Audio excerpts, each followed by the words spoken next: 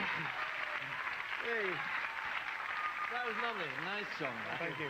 In all your busy life, do you get much time to read yourself? I mean, have you read Anna's book? Oh, big fan. Are you? Stuff. You got, you got a favourite part from it? Oh, actually, this one right here, it's funny. A bit more bad sex coming up now. He's one of my favourite.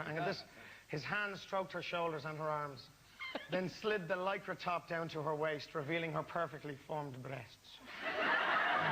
By the time they had slipped naked under the duvet and wound around one another like the ivy embroidered on its cover, his doubts and worry had slipped away, and he was lost in the warm and fragrant passion of Lisa Drake. Oh. Unbelievable.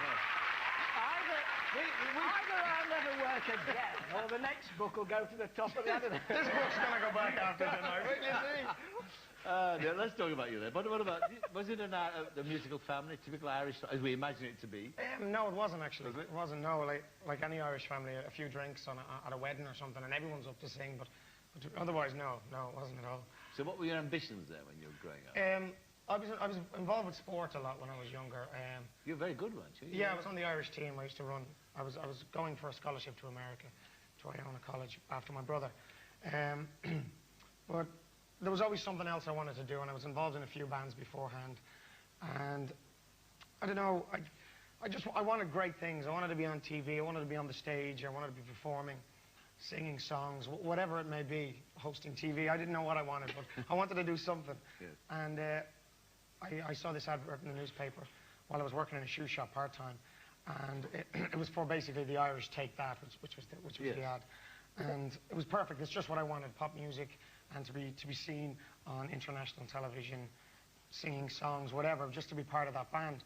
And it happened. I went along. I never thought in my wildest dreams I would get into the band. How many other people went along with you? There must have been 400 guys there. Yeah. And so how did they make the choice? Was it the best singer, or was it a kind of designer group? I think it was more of a designer group is what they wanted, you know. I don't think in the beginning, out of the 5 of us, there was any unbelievable singers. There was just something special there between all of us. And that's really what Louis and John looked for. And how old were you? 17 at the time? 16. 16, yeah, when I joined the band. So you really wouldn't know what you're doing. I mean, you had no music lessons. You know, I had no idea. I had still 1 year of school left. Yeah, I had hopes and dreams, but never imagined I could join some pop band and travel the world and sell 14 million albums and be on Parkinson, you know. You know, you go. But what about, I mean, so in the early days, and when you were struggling to get the band together, you went on tour almost straight away, didn't you? Yeah, straight away. We were a little white transit van. We travelled around Ireland. We called it the doorstep tour, because basically the stages were like little doorsteps about this size, and you had to cram the 5 of us on.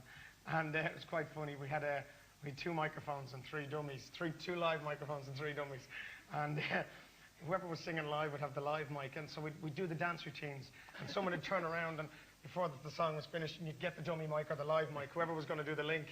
It was quite funny. All we could afford was 2 live mics. It was a lot of fun. We learned a lot in that little white transit van touring Ireland, you know. What kind of places were you playing? Well, nightclubs, small little nightclubs, and the dodgiest places, you know. Really? Everything thrown at us, beer bottles and cigarettes, and, you know, all the guys wanted to kill us because all the girls were trying to jump up on the stage after us or whatever, you know. It was fun, though, you know. It made us what we are today. I remember one show in particular. Keith was one of the bigger lads in the band, and Stephen and myself were the smaller lads. And Keith had to, there was a rush to the stage, all the guys were jumping on, hitting everybody, and Keith picked me under one arm and Stephen under the other, and we ran all across the dance floor, into the van, and off we went in our outfits, left everything behind. Forget about it, man, we're not coming back, you know. It was quite funny. What was your first trip abroad, the first trip outside of Ireland? The first trip we made was to the UK to work with a producer, to record our first single, which was actually never released anywhere but Ireland. But we stayed in this hotel, a cheap hotel. We couldn't afford anything special.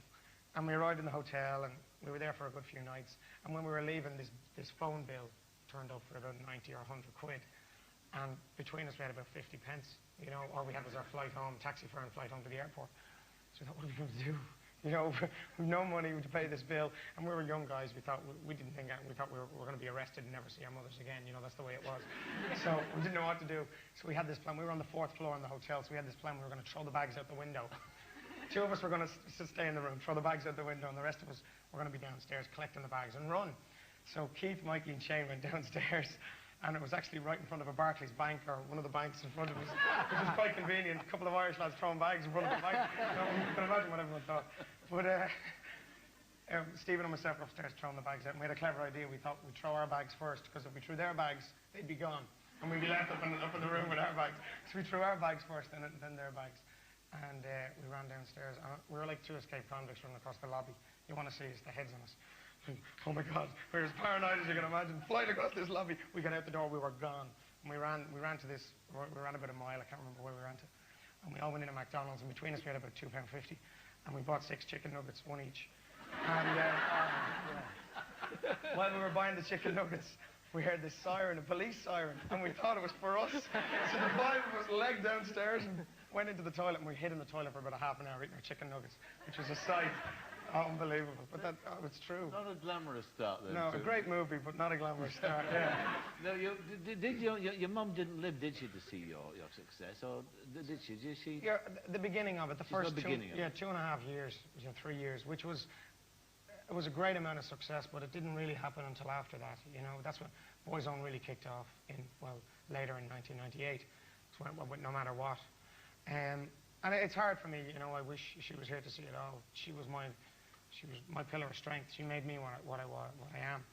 And she was the one that said, well, if you really want to leave school, you know, do it, go for it.